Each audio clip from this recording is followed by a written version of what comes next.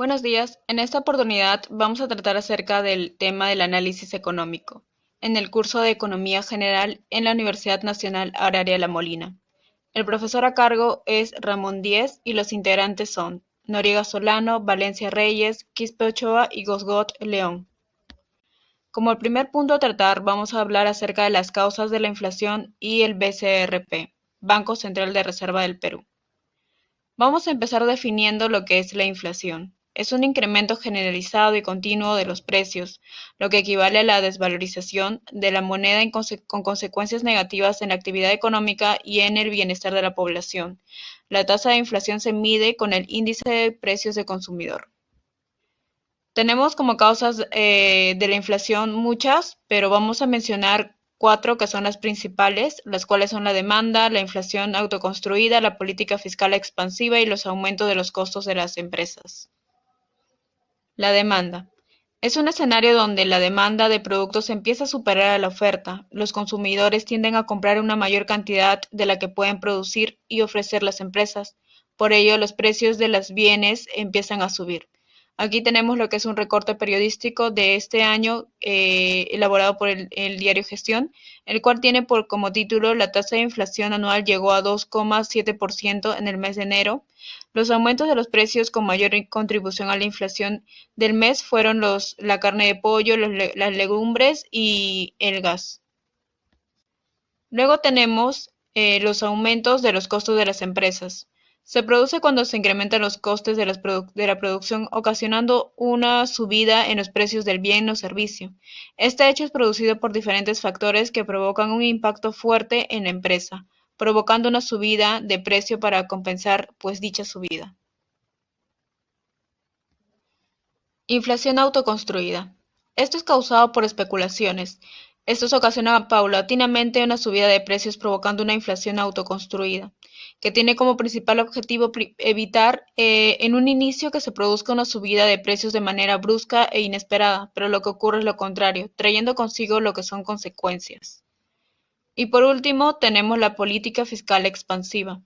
Esto sucede cuando el Estado aumenta la cantidad de dinero en circulación en la economía, provocando eventualmente un incremento en la demanda de los consumidores, superando esta a la velocidad con la que las empresas pueden suministrar los bienes y servicios, provocando así que aumenten los precios.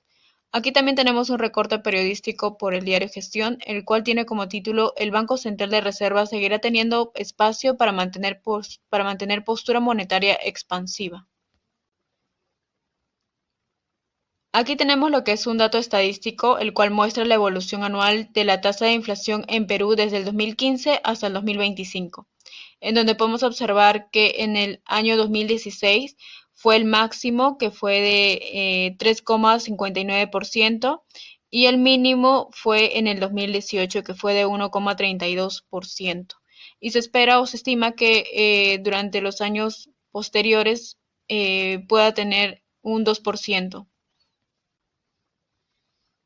Aquí tenemos también otro dato estadístico, el cual muestra las expectativas de la inflación a 12 meses del presente año del 2021, el cual se muestra que entre marzo y octubre se va a tener los índices más altos, que es de 4,5, y se espera y se estima que en el mes de noviembre pueda tener un índice de 1,68, que sería el mínimo.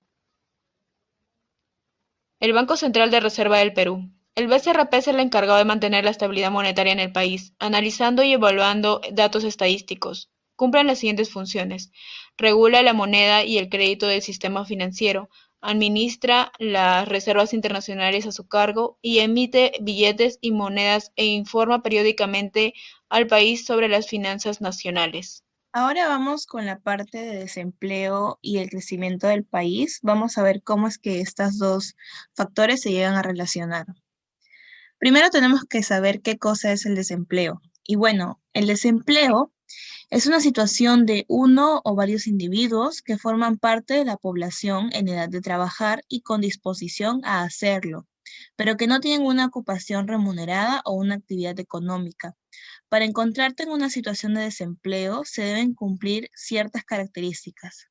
Por ejemplo, tener la edad de trabajar, no tener trabajo, estar buscando trabajo y querer o tener la disponibilidad de trabajar. Existen lo que son 4 problemáticas del desempleo, o es decir, 4 tipos. Primero tenemos la estacional, que se refiere a las actividades en las que en un periodo de año se incrementa la demanda laboral y en otro cae sustancialmente. Tenemos también la cíclica, que es cuando por el estancamiento y reducción de la población, que es consecuencia de la modificación de la demanda, tenemos lo que son recesiones y estancamientos del ciclo económico. También tenemos la estructural. ¿Qué sucede cuando hay personas que no pueden o no saben manipular tecnologías implementadas por las empresas y organizaciones? Por lo tanto, estas no son contratadas. De ahí tenemos lo que es la friccional, que es el tiempo donde el trabajador deja su trabajo y encuentra un nuevo trabajo. Este es un cuadro que lo puse sacado de el Instituto Nacional de Estadísticas e Informáticas, que es la clasificación de la población en edad de trabajar en el Perú 2020. Podemos aquí ver a la población económicamente no activa y a la población económicamente activa.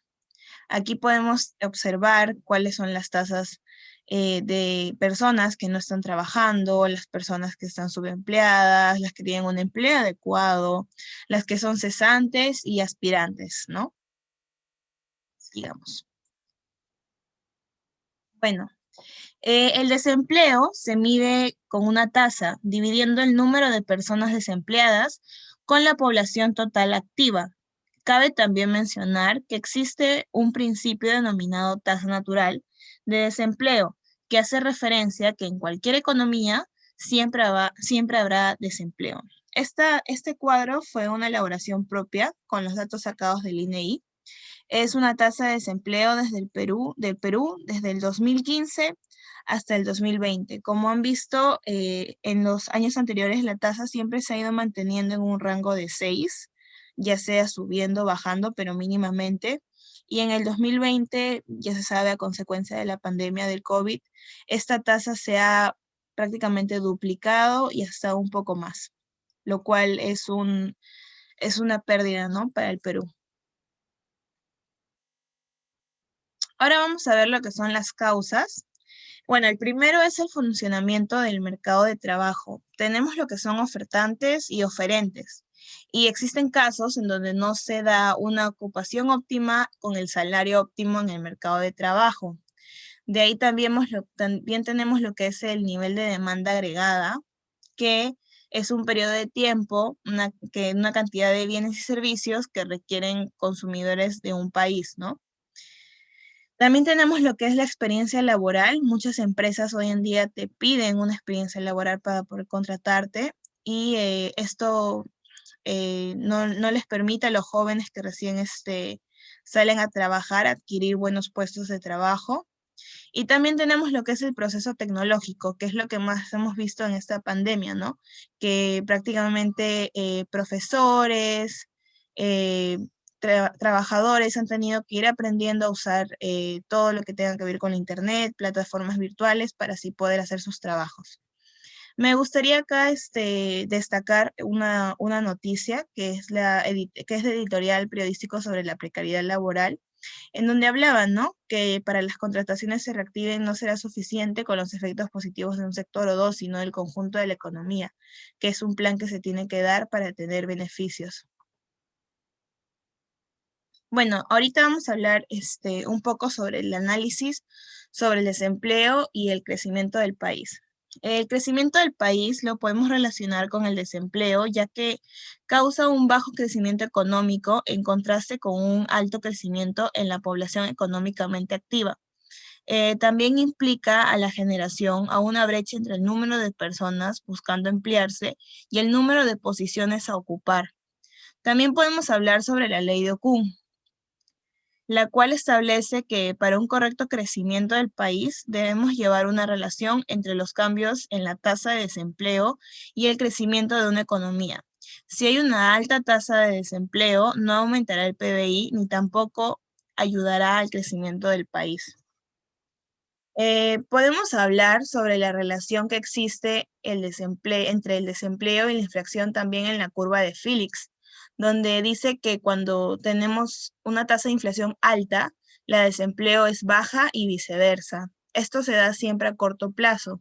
Y a largo plazo no se cumple, ya que a corto plazo sí se satisface la demanda agregada, donde se reduce el desempleo y aumenta la inflación.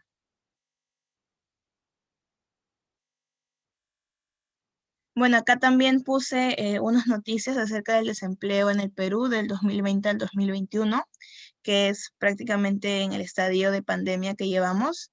Por ejemplo, aquí dice que más de 1,2 millones de personas en Lima perdieron su desempleo entre febrero y abril ante el impacto del COVID. Y también acá, ¿no? Cerca de 600.000 personas perdieron su empleo en los últimos 3 meses. Y se ve, ¿no? Se da cuenta de que el desempleo es una variable importante a considerar cuando se habla del crecimiento de un país, ya que se encuentra relacionado con la producción y el ciclo económico de la economía nacional, ¿no? Además del desarrollo de medidas y políticas en contra del desempleo, yo entiendo que deben ser realizadas de manera que no se genere una sobreinflación por encima de los parámetros normales, que es del 1 al 3%. Bueno, ahora yo les hablaré acerca de la relación que hay entre dos conceptos sumamente importantes para la ciencia macroeconómica, el PBI y la balanza fiscal. Conozcamos en primer lugar lo que es el PBI. Es un indicador que permite conocer la salud económica de un país. En otras palabras, es el valor total de todos los bienes y servicios generados en un territorio determinado durante un periodo de tiempo. Por ejemplo, en el siguiente cuadro podemos ver una proyección del PBI distribuida en trimestres desde el 2017 hasta el año pasado, donde nuestro Producto Bruto Interno venía incrementando sostenidamente hasta que se dio una súbita caída a causa del COVID-19. Ahora conozcamos la balanza fiscal. Esta es la diferencia entre los gastos del gobierno frente a los ingresos que la población aporta al conjunto del Estado. Como cualquier balanza, esta se puede inclinar por dos situaciones. La primera situación es el déficit fiscal. Esto se da cuando los gastos del Estado son mayores a los ingresos que éste percibe, lo cual, en un sentido amplio, no es negativo. En el Perú, en un contexto normal, se permite aproximadamente un 3% de déficit fiscal. Sin embargo, en el último año, este se elevó hasta casi 9% por distintos factores causados por la pandemia, como lo puede ser el desempleo, una recesión productiva y demás. Entre más déficit, mayores serán las deudas, más gasto en el pago de intereses y habrá más presión en el alza de las tasas y por lo tanto un menor crecimiento en el PBI, como lo podemos ver en este cuadro.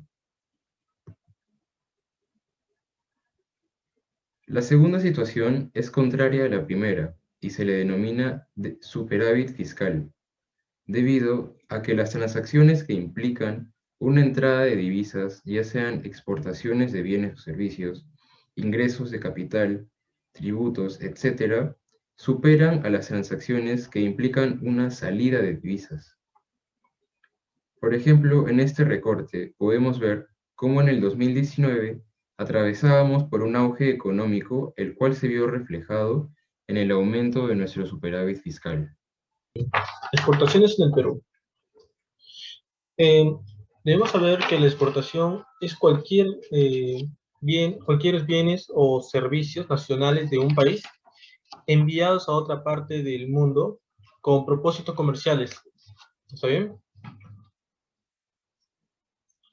Como introducción vamos a tener que las exportaciones tienen un impacto directo sobre la generación de trabajos, mayores pagos de los trabajadores, entre otros. Pero también debemos saber que el Estado brinda apoyo para así optimizar las exportaciones y generar más ingresos en el país, como veremos a continuación. Bien, como le había hablado antes, las exportaciones son los bienes o servicios que, cosa más son enviados a otro país con fines de generar ingresos para la nación. También tenemos lo que son los tipos de exportaciones. Entre ellos tenemos las exportaciones tradicionales y exportaciones no tradicionales. Bueno, las exportaciones tradicionales son los productos que se exportan con frecuencia y el país depende de ellos. Son esos productos que se extraen, que son mayormente extraídos, son la materia prima, ¿está bien? Y las exportaciones no tradicionales son los productos que tienden a tener un mayor valor agregado. O sea, la materia prima le dan un mayor valor agregado. Se exportan con menos frecuencia, ¿está bien? Y bueno, aquí tenemos unos claros ejemplos en lo que son exportaciones tradicionales. En diciembre de 2008 tenemos lo que son el cobre, el oro, el zinc, molibdeno, petróleo, derivados, harina de pescado y café. Estos son productos tradicionales, son extraídos prácticamente, no tienen ningún valor agregado aún, solamente es la materia prima lo que se vende. ¿Está bien? Bueno, en las exportaciones no tradicionales, nosotros somos grandes exportadores en lo que son los espárragos. ¿Está bien? Como esto ustedes verán, cuántos nos generan de ingresos, millones de dólares, ¿ya? Tenemos lo que son los espárragos, paprika, leche evaporada, alcachofa, preparada, banano, uvas, mangos frescos, y otros más. También tenemos cosas lo que son en la parte textil, también tenemos lo que son cosas más camisas, ropas, podemos también ponerle en el sector eh, pesquero, lo que son las conchas congeladas. Un ejemplo, tenemos infinidad de ejemplos para que son no tradicionales como también exportaciones tradicionales. Pero hay que separar esos dos conceptos distintos, en lo que uno es que es con un valor agregado y que se exporta con menor frecuencia, y bueno, y no depende del país tanto, y el otro depende de ellos para que el país surja, y son extraídos mayormente. ¿Está bien? Esto es cosa más lo he sacado de la fuente SUNAT, elaboración de PROM Perú. Lo podemos ver en la página también del BCR, sus definiciones de exportaciones tradicionales como no tradicionales, del Banco Central de Reserva del Perú. Ok, las exportaciones peruanas. En el Perú se ha implementado diversas políticas económicas que incluyen medidas referidas al comercio exterior y a las exportaciones en particular, medidas que muchas veces han sido contrapuestas. Sin embargo, a pesar de que los gobiernos de turno hicieron los esfuerzos posibles aplicando ciertas medidas para lograr incrementar el quantum y el valor de las exportaciones. Bien. Tenemos lo que son las importancias de las exportaciones. Tenemos que dejar bien en claro por qué es importante estas exportaciones. Como número uno tenemos fuente de generación de divisas que el país necesita para financiar sus importaciones. Nosotros, aparte de que exportamos, necesitamos de importaciones. O sea, necesitamos de que vengan de otro país, vengan y traigan sus servicios, o también traigan sus propios bienes y que nos vendan a nosotros. Porque como somos un país aún no muy desarrollado, no tenemos acceso a algunos bienes y pues requerimos de que otros países nos traigan eso. ¿Saben? Por eso se dice que Consumat es la generación de divisas, es una fuente de generación de divisas que necesita para financiar las importaciones. Contribuyen al crecimiento económico, creando industria y generando empleo. Las exportaciones, gracias a las exportaciones, se están generando varios empleos, porque se necesita de bastante de mano de obra para que puedan extraer esos recursos que tenemos aquí en el país. Permite aprovechar la ventaja competitiva de los países, también propician la competitividad internacional, permite la presencia comercial internacional. Los jefes económicos de los grupos políticos coinciden en sus propuestas en incrementar las exportaciones con valor agregado, exportaciones no tradicionales. Estas exportaciones no tradicionales tenemos que estar muy pendientes de ellas porque esto podría generar una industrialización al país. Gracias a eso, como va a haber un mayor valor agregado y van a comprar hacia nosotros esos productos, pues se generará mayor ingreso. Es por eso que es muy importante. Los jefes económicos de grupos políticos coinciden en eso, en sus propuestas, incrementar la exportación de esos productos, de esas exportaciones no tradicionales. Bien, una de las preguntas es ¿cómo el gobierno peruano puede apoyar las exportaciones? Bien, bueno, para eso necesitamos la búsqueda de acuerdos comerciales y oficinas comerciales en el exterior. Aquí tengo un mapa mundo, donde consta del Perú, donde hacen acuerdos comerciales y oficinas comerciales en el exterior. En eso del 2014 es esto. Este es fuente de el Minicetour. Y bueno, los puntos de color celeste, como se verán, son acuerdos comerciales vigentes. Amarillos son acuerdos comerciales por entrar en vigencia. Y bueno, un color medio mostaza como el que está aquí, son acuerdos en proceso de negociación. Y los de azules son agenda futura de negociación, ¿ya?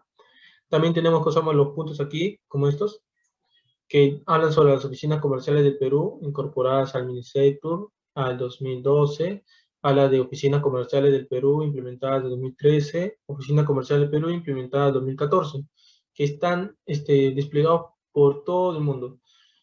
Nos falta aún mucho en hacer más acuerdos, y esos son de suma importancia, porque así es que nosotros buscamos nuevos mercados, expandirnos más. Bueno, aquí tengo ahí, dice, también puede ayudar en la búsqueda de tratados de libre comercio, en que beneficia al exportador a encontrar nuevos mercados abiertos en el exterior del país, ya que te cobran menos impuestos al exportador. Bien.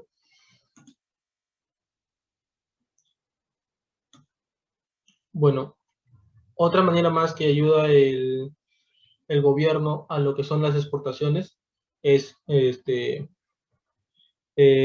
creando programas donde se otorgan instrumentos de financiamiento para mejorar el financiamiento de las empresas exportadoras. Por ejemplo, aquí tenemos una parte de una imagen donde dice Minicetour, gobierno impulsa el fortalecimiento de las empresas exportadoras mejorando su acceso a financiamiento. Bueno, esto es cosa más del PAIMES de 2025, si no me equivoco. Es un programa en donde se le estaba dando dinero a las empresas para que así puedan fortalecerse más como empresa y pueda acceder al exterior con mayor ventaja, claro. Y pues hay otro más que dice poniendo aranceles elevados a las importaciones y bajando los impuestos a los productores a exportar, así para tener una mayor competitividad en el mercado exterior. Eso estábamos hablando de Marcelo Guyot del 2019 en su libro de lo que es la insubordinación fundante, que es un tema muy, muy bueno. Bien, sigamos. Bueno, ahora vamos a lo que son las conclusiones. Bueno, este tema es muy importante ya que debido a las exportaciones que el gobierno realiza, obtiene mayores ingresos, divisas, para poder comercializar en el mercado internacional. ¿Está bien? Y también ayuda a todas las personas ya que parte de las divisas obtenidas serán invertidas aquí en la nación, hacia la persona de la nación, y la otra para invertir en la mejora de la economía y avance industrial, también a obtener mayor empleo. Y bueno, eso sería todo. Muchas gracias.